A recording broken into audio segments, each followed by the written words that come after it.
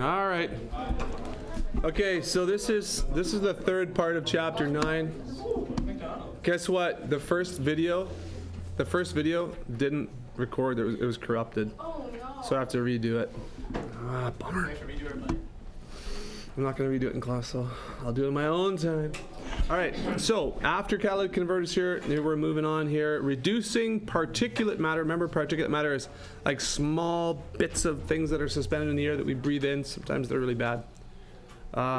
Reducing particulate matter in emissions can be achieved in two main ways.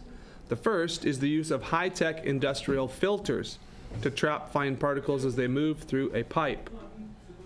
The second is electrostatic precipitators, which are devices that use electric charge to remove particles from industrial emissions. Particles in exhaust acquire an electrostatic charge as they rise through a smokestack.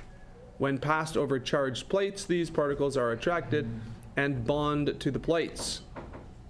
These plates are then cleaned, and the hazardous material collected and discarded. So think about, do you guys ever use those dusters, like those feather dusters, those fake feather dusters?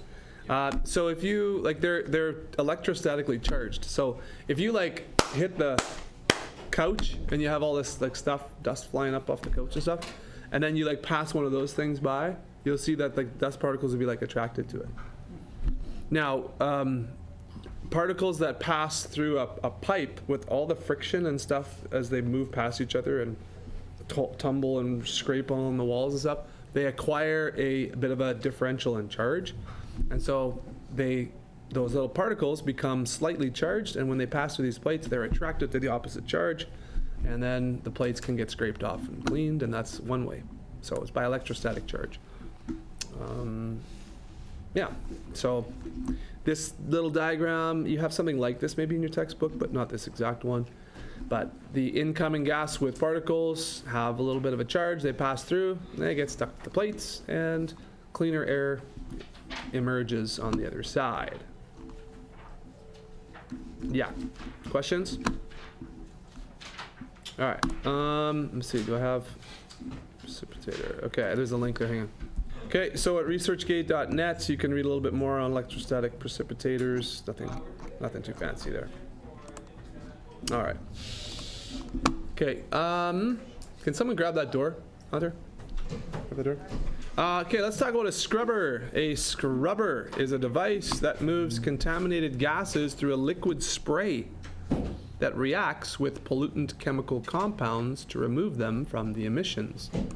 So there's filters, there's electrostatic plates, and now we're talking about liquid mist. A liquid mist called a scrubber. So we are going to watch a video now on wet scrubber systems. Wet scrubber systems.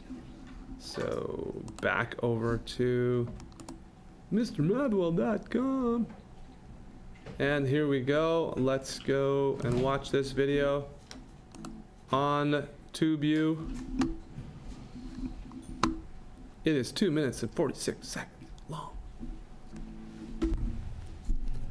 How can we improve our air quality through our personal actions? Get involved in a community garden.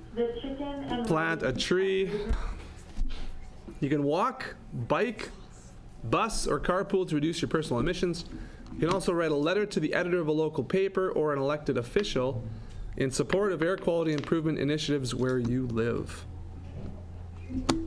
Okay, so there's always personal actions that you can do, and actually this is kind of neat. Get involved in a community garden, improving air quality, even the growth of plants and stuff, right?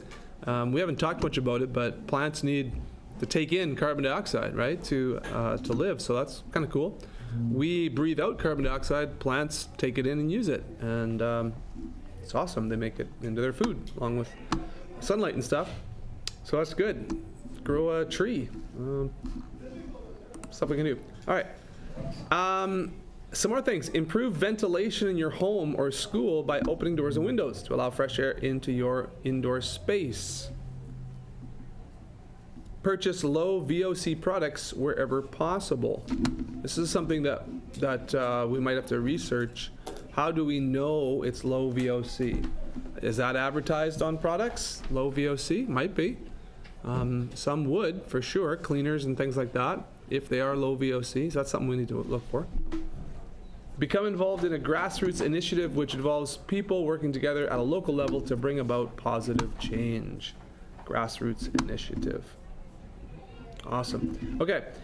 In your textbook on page 296, so we'll just maybe take a moment there. There's a kind of a poster. We watched a couple of videos on Beijing's polluted air, how back in 2014 it was super bad, really bad, and they've made a lot of improvements to improve air quality there. But let's just take a moment, take a look at page 296 in your text, and we'll take a look at that little poster. So 1 to 11, 14, and 16 on page 303, and if you don't have your textbook, go get it quickly. And we can work on those for a little bit. Any questions?